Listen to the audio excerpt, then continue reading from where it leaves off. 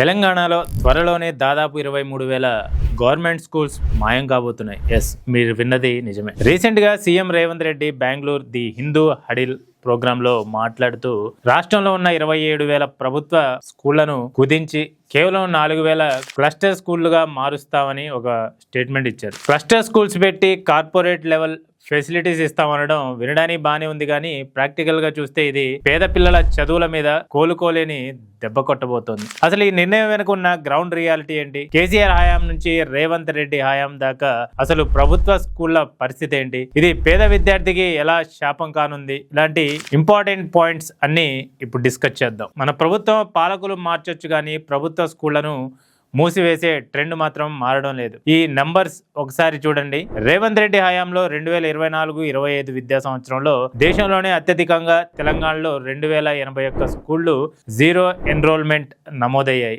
దీంతో 2025-26 విద్యా సంవత్సరానికి గాను కాంగ్రెస్ ప్రభుత్వం 1,441 ప్రభుత్వ స్కూళ్లను తాత్కాలికంగా మూసివేస్తూ అఫీషియల్ ఉత్తర్వులు ఇచ్చింది. మరో 640 స్కూళ్లు కూడా అదే లైన్లో ఉన్నాయి. కేసీఆర్ 10 ఏళ్ల హయాంలో కూడా తక్కువ ఎన్రోల్మెంట్ పేరుతో స్కూళ్లను రేషనలైజ్ చేస్తూ వెళ్ళింది. కేసీఆర్ గారి టైంలో దాదాపు 2,700కి పైగా ప్రైమరీ స్కూళ్లు క్లోజ్ అయ్యాయి లేదా విలీనం చేయబడ్డాయి. కేజీ టు పీజీ ఉచిత విద్య హామీ ఏమైందని అప్పట్లో కాంగ్రెస్ విమర్శించింది.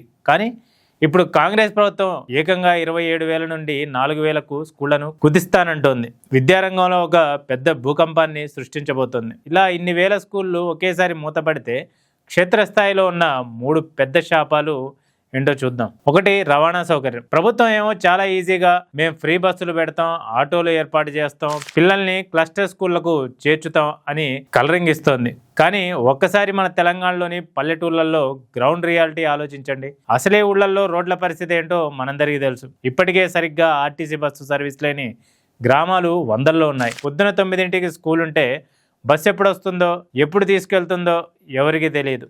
ఒకవేళ బస్సు మిస్ అయితే ఆ రోజు ఆ పిల్లవాడి చదువు గాల్లో కలిసినట్టేగా. ఇంకా దారుణమైన విషయం ఏంటంటే వర్షాకాలం వస్తే మన ఏజెన్సీ ప్రాంతాలు, గిరిజన తాండాలు, గూడెంల పరిస్థితి దయనీయంగా మారుతున్నాయి. రోడ్లు బురదమయమై వాగులు వంకలు పొంగిపొర్లుతుంటాయి. అలాంటి టైంలో చిన్నపిల్లల ప్రాణాలు గుప్పెట్లో పెట్టుకుని వాగులు దాటి పక్క ఊరి స్కూల్కి వెళ్లడం ప్రాక్టికల్ గా సాధ్యమేనా? ఒకవేళ ఆటోలు పెట్టిన ఆ ఇరుకైన ఆటోల్లో 20 నుంచి 30 మంది పిల్లలను గొర్రెల మందలా కుక్కి తీసుకెళ్తుంటే వాళ్ళ భద్రతకు గ్యారెంటీ ఎవరిస్తారు? రవాణా వ్యవస్థను 100% పక్కాగా చేయకుండా స్కూళ్లు మూసేయడం అంటే పిల్లలను బడికి దూరం చేయడమే కదా. ఇక రెండోది, డ్రాప్ అవుట్స్. సొంత ఊళ్ళో బడి లేకపోతే జరిగే అతిపెద్ద సామాజిక నష్టం ఏంటో తెలుసా? గ్రామీణ ప్రాంత ఆడపిల్లల చదువులు మధ్యలోనే ఆగిపోతాయి. 5-6 ఏళ్ల చిన్నపిల్లలను, ముఖ్యంగా ఆడపిల్లలను కిలోమీటర్ల దూరం ఉన్న పక్క ఊర్లకు ఒంటరిగా పంపించాలంటే ఏ తల్లిదండ్రులైనా 100 సార్లు ఆలోచిస్తారు, భయపడతారు కూడా. భద్రతా కారణాల వల్ల ఇక చాల్యమ్మ నీ చదువు, ఇంట్లోనే ఉండు అని బడి మాన్పించేసే అవకాశాలు లేకపోలేదు. దీనివల్ల మనం ఇన్నాళ్ళు కష్టపడి సాధించిన అక్షరాస్యత రేటు దారుణంగా పడిపోతుంది. డ్రాప్ అవుట్ పెరిగిపోతే సమాజంలో మళ్ళీ పాత రోజుల్లో చైల్డ్ మ్యారేజెస్ పెరిగే ప్రమాదం ఉంది. మొన్నటి వరకు ఊర్లోనే బడి ఉంది కాబట్టి కనీసం 5వ తరగతి వరకు 8వ తరగతి వరకు చదివించేవారు. ఇప్పుడు ఊర్లోనే బడి లేకపోతే పేద కుటుంబాల్లోని పిల్లలు బాల కార్మికులుగా మారే ముప్పు ఉంది. కార్పొరేట్ మోడల్ తెస్తున్నామని చెప్తూ ఉన్న చదువును కూడా పేద విద్యార్థులకు దూరం చేయడం ఎంతవరకు న్యాయం? ఇక మూడోది, రైట్ టు ఎడ్యుకేషన్ యాక్ట్ ఉల్లంఘన. మన దేశంలో చదువు అనేది ఎవరో ఇచ్చే భిక్ష కాదు, ఇది రాజ్యాంగం కల్పించిన ప్రాథమిక హక్కు. కేంద్ర ప్రభుత్వం తీసుకొచ్చిన ఉచిత నిర్బంధ విద్యా హక్కు చట్టం 2009 ఏం చెప్తుందో తెలుసా?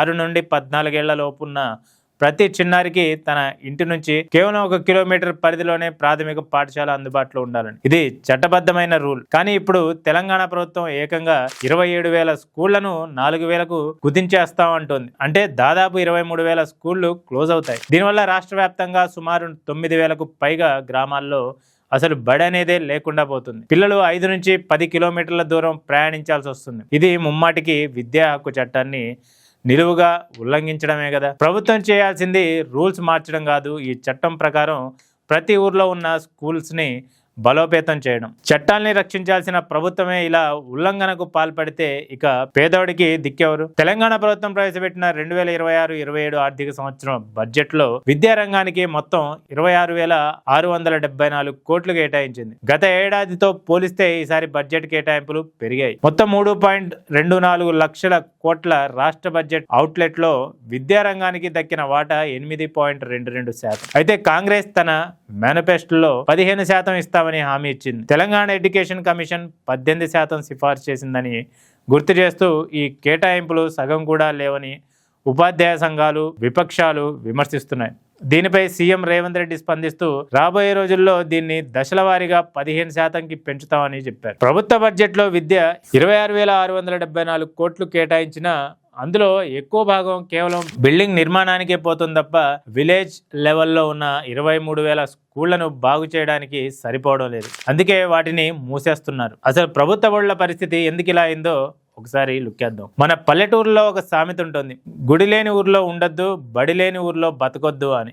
ఎందుకంటే బడి అనేది కేవలం పిల్లలు చదువుకునే బిల్డింగ్ మాత్రమే కాదు, ఆ ఊరి భవిష్యత్తుకు, చైతన్యానికి అది ఒక కేంద్రం. భారతదేశంలో గ్రామీణ విప్లవం రావడానికి కారణం ప్రతి ఊర్లో ఒక ప్రైమరీ స్కూల్ ఉండడమే. ఇప్పుడు ప్రభుత్వం ఏకంగా 23,000 స్కూళ్లను మూసేసి కేవలం 4,000 క్లస్టర్ స్కూళ్లు మాత్రమే ఉంచుతామంటే రేపొద్దున దాదాపు 9,000 గ్రామాల్లో అసలు బడి అనేదే లేకుండా పోతుంది. బడి లేని ఊరు అంటే ఆ ఊరి ప్రగతికి 10 ఏళ్లు వెనక్కి నెట్టడం అనే కదా. ఊర్లో బడిని తీసేసి ఆ ఊరిని అంధకారంలోకి నెట్టే హక్కు ప్రభుత్వాలకి ఎవరిచ్చారు? ప్రభుత్వ బడుల్లో పిల్లలు చేరడం లేదు, అందుకే మూసేస్తున్నాం అని పాలకులు చాలా ఈజీగా సాగులు చెప్పేస్తున్నారు.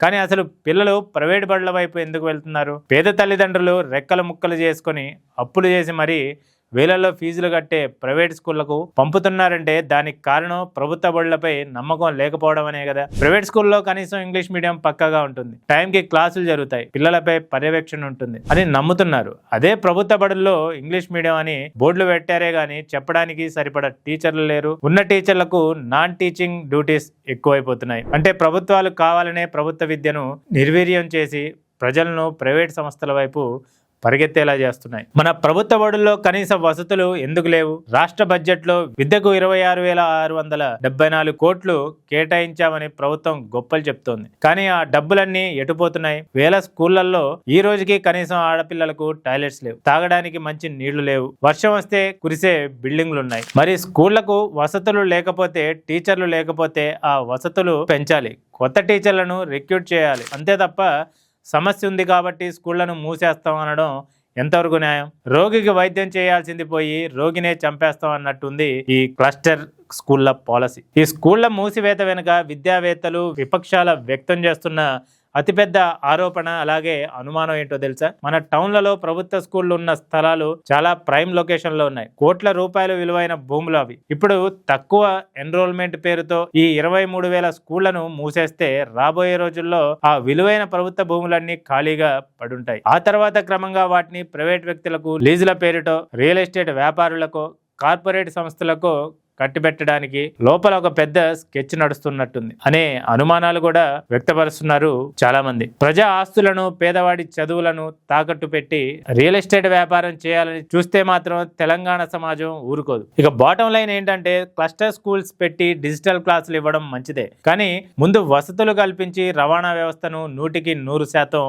పక్కాగా గ్రౌండ్ లో ఇంప్లిమెంట్ చేశాకే ఇలాంటి నిర్ణయాలు తీసుకోవాలి. అలా కాకుండా ముందే స్కూళ్లు మూసేసుకుంటూ వెళ్తే అది గ్రామీణ అలాగే పేద విద్యార్థుల పాలిట శాపంగా మారుతుంది. కార్పొరేట్ విద్యా సంస్థలకు దోచిపెట్టినట్లు అవుతుంది. ప్రభుత్వాలు మారినా పేదవాడి చదువు మారడం లేదనడానికి ఇది పెద్ద ఉదాహరణ. మరి దీనిపై మీ అభిప్రాయం ఏంటో? సీఎం రేవంత్ రెడ్డి గారి క్లస్టర్ స్కూళ్ల నిర్ణయం కరెక్టా, లేక ఉన్న స్కూళ్లలోనే బడ్జెట్లు పెంచి వసతులు కల్పించాలా? కింద కామెంట్ చేయండి. మరిన్ని ఇలాంటి ఇన్ఫర్మేటివ్ వీడియోస్ కోసం మా ఛానల్ను సబ్స్క్రైబ్ చేసుకోండి.